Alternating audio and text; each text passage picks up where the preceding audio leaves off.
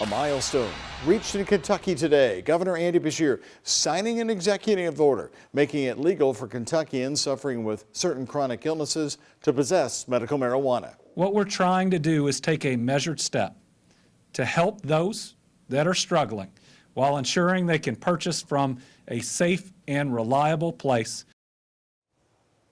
The governor going around the Kentucky legislature on this one. Kentucky is one of only 13 states where medical marijuana is not legal.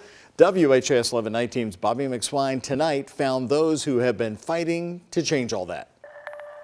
And she would find me on the floor, flopping around, and it was just a big deal. John Taylor's then 10-year-old daughter had the routine down. Call 911 or call Grandpa, don't go in the room, don't get around me. I was, gosh, I would be a danger to her. The Army veteran says his seizures were out of control and his medications weren't helping until one day, 3 years later, the Kentuckian found a solution in Oregon. This stuff called CBD oil.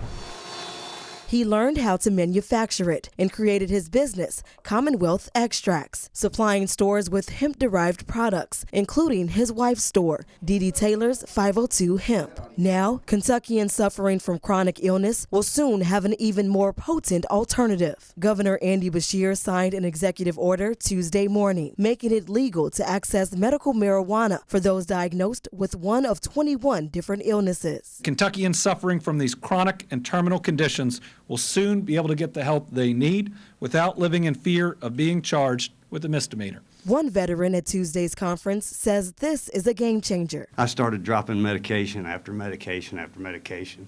My mom looked at me and she said, "You've got your soul back." My daughter got her father back. I got healthy. I saw a future. But then I was faced with, now you're a criminal. Taylor relates to the secrecy and shame and says it's time to move forward. It's time we all get over ourselves. You know, we asked those young men and women to go where they went, and they did so without question.